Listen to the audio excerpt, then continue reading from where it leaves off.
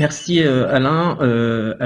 On va donc arriver vers la fin de cette conférence et il nous a semblé qu'au travers des deux premières conférences, nous avions déjà apporté un certain nombre de précisions sur ce qu'était la famille de métiers GATL et nous avons jugé utile de revenir sur cette question parce qu'on a été saisi par plusieurs d'entre vous sur des éléments qui nous laissent entendre qu'il est peut-être encore souhaitable d'apporter quelques précisions. Donc, je remercie Nadège Sevestre de présenter ces éléments. Merci Franck. Alors je garde ma caméra le temps de vous saluer toutes et tous, mais je vais pas pouvoir la conserver parce que j'ai pas assez de bande passante. J'ai peur que le son ne se dégrade, donc je vous fais un petit coucou et j'éteins la caméra.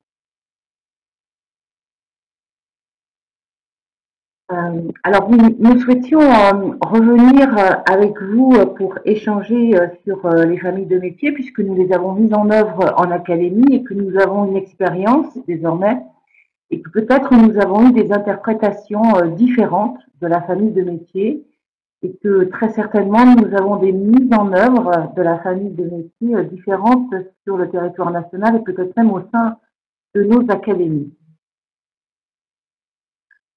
Pour commencer, se rappeler tous ensemble que la famille de métiers GATL fait partie donc de la transformation de la voie professionnelle et que si ces familles ont été instaurées désormais dans la formation professionnelle, c'est bien parce que l'ambition que nous portons tous ensemble est de développer les compétences de nos élèves qu'ils pourront valoriser à l'insertion, comme cela a été présenté précédemment, mais aussi tout au long de leur vie professionnelle.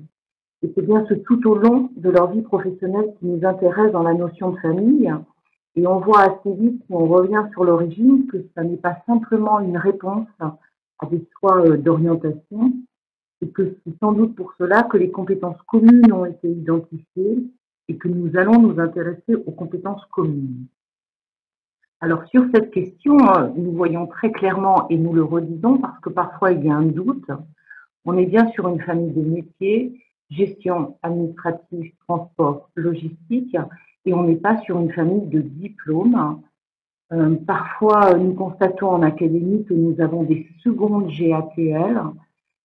C'est vrai que ça nous interroge parce que la question qui se pose à cet instant, c'est quelle est l'identité professionnelle de ces secondes GATL? Sur quel contenu l'enseignement est-il fondé? On va le dire comme ça. Et puis, quelle est la communication qui est faite aux familles? Alors, la famille GATL et Agora, pourquoi faisons-nous famille, en fait, sur ces différents métiers? Rappelons-nous que cette famille regroupe des métiers qui interviennent ensemble, soit successivement, soit conjointement, sur l'ensemble des opérations principales des entreprises ou des organisations. Et c'est bien parce que ces activités de ces différents métiers sont reliées entre elles sur des processus que nous partageons, que nous faisons famille.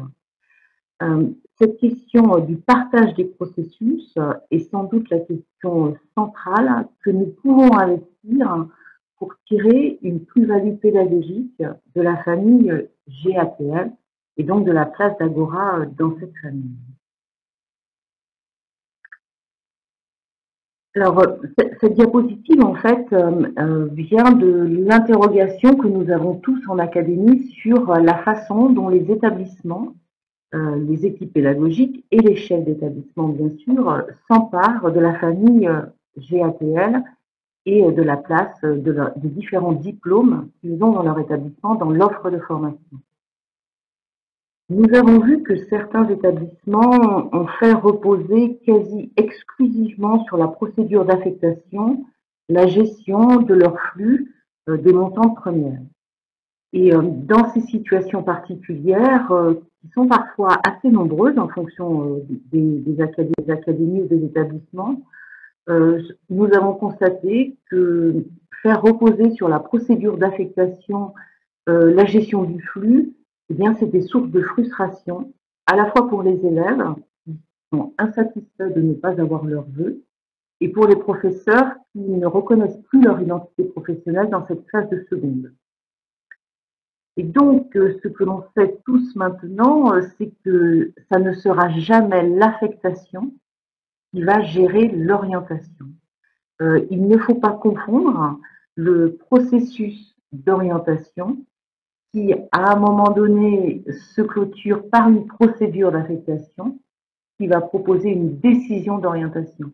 Et peut-être que certains établissements ont oublié ou ne se sont pas suffisamment emparés pédagogiquement du processus d'accompagnement à l'orientation, parce que c'est là, en fait, que se situe la plus-value pédagogique.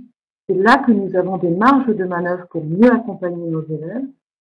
Et assez souvent, les élèves se sont retrouvés, lorsque les établissements ont travaillé uniquement la procédure d'affectation, à vivre des rotations entre les 3 diplômes et n'ont pas en fait compris la place de leur métier ou de leur futur métier dans l'ensemble des processus. Alors ce que nous pouvons faire sans doute, c'est de travailler davantage ce processus d'accompagnement à l'orientation et de démarrer dès la classe de seconde, qui est la classe qui amorce la professionnalisation de nos élèves, pour travailler avec eux la compétence à s'orienter. Et cette compétence à s'orienter, nous pouvons la développer si nous travaillons la culture professionnelle qui intègre les différents métiers. Là, assez souvent, nous avons parlé d'une professionnalisation ouverte vers les différents métiers. Alors la question de l'équilibre entre la procédure d'affectation et le processus d'accompagnement à l'orientation, chacun des établissements doit se la poser pour que la classe de seconde reste une classe avec une plus-value pédagogique dans la formation des élèves quand on passe en famille. Si on s'intéresse à l'ensemble du champ lexical qu'on trouve aujourd'hui avec l'apparition des familles, et si on essaie peut-être de clarifier un peu les choses tout ensemble, on démarre bien sûr avec des compétences professionnelles qui sont situées.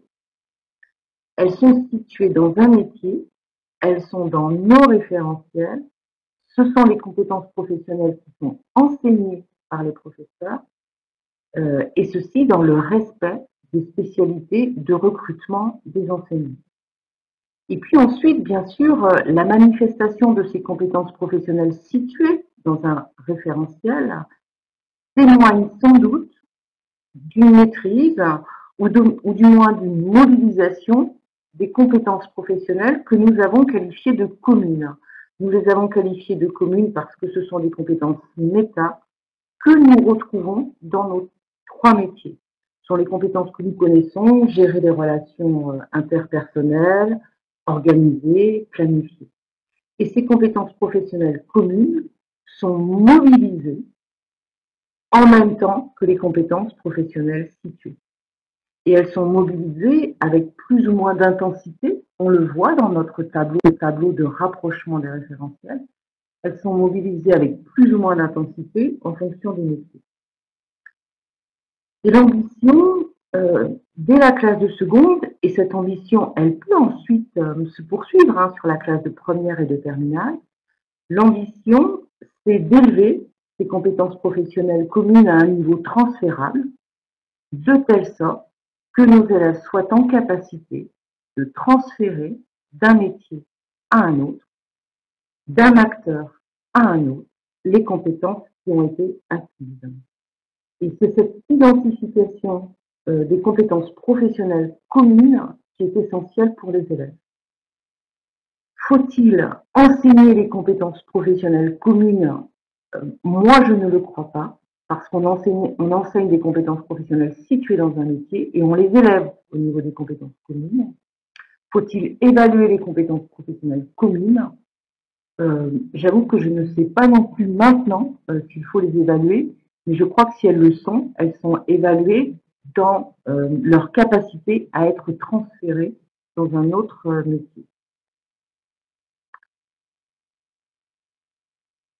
Alors, Nous avons tous vécu les fins d'année scolaire où nous devions accompagner nos montants de seconde vers les classes de première. Et il apparaît clairement que peut-être cette montée des secondes vers les premières doit être faite conjointement, inspection et service SAIO de l'orientation. Et sur l'Académie de Nantes, en fait, on a réalisé un travail commun de telle sorte que les chefs d'établissement, au moment où ils émettent un avis de gestion, puissent disposer d'éléments posés par l'équipe pédagogique qui soient objectivés.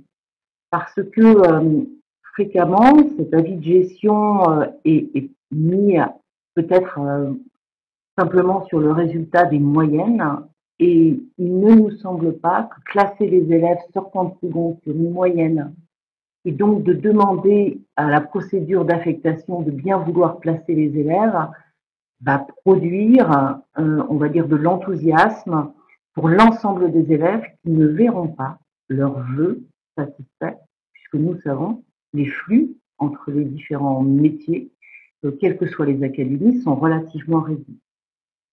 Donc c'était important d'équiper les équipes pédagogiques d'un outil, on va dire ainsi, pour qu'elles puissent, dès la classe de seconde, aller voir avec les élèves différents critères pour les aider à choisir un parcours et à déterminer pourquoi ils choisissent ce parcours, d'aller voir avec les élèves où ils en sont dans leurs connaissances, dans leurs compétences acquises, et de voir en quoi ces compétences acquises peuvent ensuite être mobilisées dans l'un des trois métiers.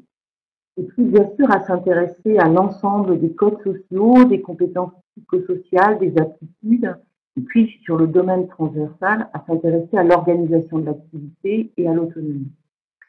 Et dans notre esprit, ce document ne sert pas au final à classer les élèves pour mettre un peu de gestion. Dans notre esprit, ce document sert à accompagner les élèves dès la classe de seconde, de telle sorte que, à la fin de la classe de seconde, ils ont une connaissance assez précise des progrès qu'ils ont accomplis pendant l'année de seconde et ils peuvent tout à fait basculer dans une classe de première, j'ai envie de dire, quel que soit le métier, parce que assez souvent, les élèves souhaitent rester dans leur établissement. Ils ont une mobilité assumée. Et le fait de les accompagner dès la classe de seconde sur l'ensemble des compétences et de leur montrer qu'avec les compétences communes, ce ne sera peut-être pas en première qu'ils vont changer de spécialité, mais ce sera peut-être plus tard qu'ils vont changer de spécialité. Et puis que l'établissement est en capacité de colorer leur PFMP pour satisfaire leur appétence pour l'un ou l'autre des métiers, eh bien, on se rend compte qu'on est bien dans un processus d'orientation sur un moyen terme ou sur un long terme, et qu'on n'est pas dans une classe de seconde qui, à la fin de l'année, porte une décision unique sur une affectation. Donc ce travail en collaboration a donné plutôt satisfaction aux équipes pédagogiques hein, parce qu'elles ont été en quelque sorte désencombrées de cette affaire d'affectation à la fin de l'année et elles ont le sentiment d'accompagner davantage les élèves tout au long de la classe de seconde. Voilà ce que je souhaitais apporter au titre du témoignage sur le fonctionnement que nous avons eu à Nantes. On a traité cette classe comme une transition. Alors concrètement, maintenant, si on se rappelle deux ou trois petites choses, on est tous d'accord que le tableau de croisement des référentiels n'est pas un programme, c'est un tableau de croisement exhaustif qui permet aux enseignants et aux élèves de rattacher les compétences situées aux compétences communes. Donc elles sont rappelées dans cette diapositive. Et concrètement, toujours pour Agora, mettre en œuvre la famille de métiers avec ce diplôme, c'est pour nous travailler à la construction d'une culture commune. Et je trouve que c'est là que c'est surtout compliqué, parce que travailler à une culture commune, ça veut dire que nos enseignants doivent pouvoir se rencontrer, ou bien que nous ayons des espaces de mutualisation pour que les différentes spécialités se connaissent davantage. Mais cette culture commune, c'est surtout pas le partage des responsabilités de chacun dans une classe de seconde. parce qu'on voit parfois des classes de seconde dans lesquelles plusieurs spécialités interviennent. Et là, on n'est pas dans une culture commune, hein, on est dans quelque chose de séquentiel. Et c'est compliqué de faire travailler les professeurs à cette acquisition de culture commune, mais je crois que c'est l'enjeu. Nous pouvons, dans nos bacs Agora, toujours ajouter de nouveaux partenaires dans le but de créer de l'interactivité entre les acteurs transport, logistique et Agora dans nos scénarios. Bien sûr qu'il faut intégrer les compétences communes dans les scénarios, il faut forcément les identifier pour que les élèves puissent eux-mêmes les identifier. Euh, Bien sûr qu'on peut référencer les compétences communes dans nos progressions pédagogiques, que ce soit en seconde, première ou terminale, même si nous ne sommes plus en famille. J'ai terminé. De toute façon, tout le monde voit la diapositive sur ce que nous pouvons continuer à faire dans la gestion d'administration pour être en phase avec la philosophie des familles. Voilà. Merci Nadège. Je regarde juste pour vérification. Il n'y a pas eu de questions en particulier, donc j'espère que ce point sur la famille de métiers est bien clair, et notamment dans les propos introductifs de Nadège et sur ce qu'il est possible d'observer parfois et qui nous interroge hein, dans les établissements. Donc, nous l'avons enregistré à la C'est pareil, webconf Franck, tu numéro as 2 de en grosses capsule coupures. vidéo. Vous avez ici une traçabilité en diaporama, donc pour bien expliciter auprès de vos équipes ce qu'est la famille de métiers et ce à quoi elle peut servir pour nos élèves en termes d'orientation, mais également pour nos équipes enseignantes. Donc Alain, je vais te laisser terminer et clore cette J'espère que moi on conférence. m'entend parce que Franck, on a eu du mal à entendre la fin, donc j'espère qu'on m'entend. Je vais conclure. De toute façon, on arrive à la fin programmée Ah de non, la on t'entend pas, là séquence. c'est haché. En remerciant donc tous les collègues qui sont intervenus ou plus largement ceux qui ont participé à cette préparation. Pour dire que on a noté un certain nombre de questions et que de toute façon c'est la webconf la dernière webconf de l'année 2020, mais que bien évidemment en 2021 et peut-être d'ailleurs aussi en 2022 on va continuer, si vous voulez bien, à suivre l'affaire ensemble. J'ai vu que pendant toute la webconf on était entre 122, 123 et 128 personnes à suivre, plus les animateurs, donc ce qui a été tout à fait satisfaisant, sachant que la limite normale, c'était 120, hein, ce qui a amené d'ailleurs un peu de frustration dans les académies, parce qu'il y avait plus de collègues qui voulaient s'inscrire, mais pour respecter les règles et surtout l'équilibre et que tout le monde puisse entendre, et j'espère que la majorité, même la totalité d'entre vous avez pu entendre la totalité de cette présentation.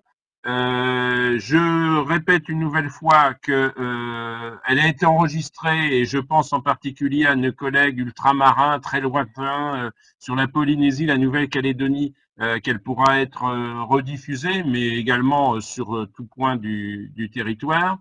Que les éléments supports seront mis rapidement, peut-être pas demain matin, mais en tout cas dans la semaine, sur le site du CERTEG, dans la partie qui est dédiée à Agora.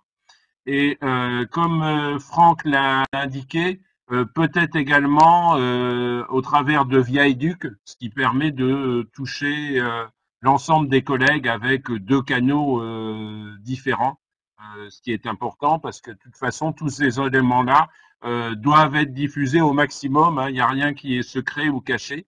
Et, et les collègues, inspecteurs, les enseignants qui ont participé à cette webconf, peuvent aussi donner des explications qui ne figurent pas forcément sur les supports, mais des éléments d'explicitation à la fois d'ordre stratégique, pourquoi a été prise telle orientation ou telle décision, mais également opérationnel. Sachant, comme je l'ai dit, il y a d'autres éléments qui vont suivre dans le courant de l'année, tant dans les ressources. J'ai oublié de le dire tout à l'heure, et je vais terminer là-dessus, que par ailleurs, il y a des collègues des collègues enseignants qui sont missionnés pour produire des sujets zéro pour l'épreuve écrite E2, dont on n'a pas trop parlé là, mais qui fera l'objet d'abord d'une diffusion de ces sujets zéro, mais au-delà de la diffusion du sujet, enfin, on en prévoit 2 pour l'instant, des commentaires sur la façon d'aborder les choses. Bon, c'est pour le bac Agora 2023, donc on a encore un peu de temps. Voilà, je vous souhaite à tous et à toutes une bonne suite, une bonne fin d'année en tout cas, et que la reprise au mois de janvier se fasse dans des conditions environnementales et sanitaires qui soient plus favorables que celles qu'on a vécues en 2020. Au revoir, Merci, merci à tous et à toutes. merci, au revoir.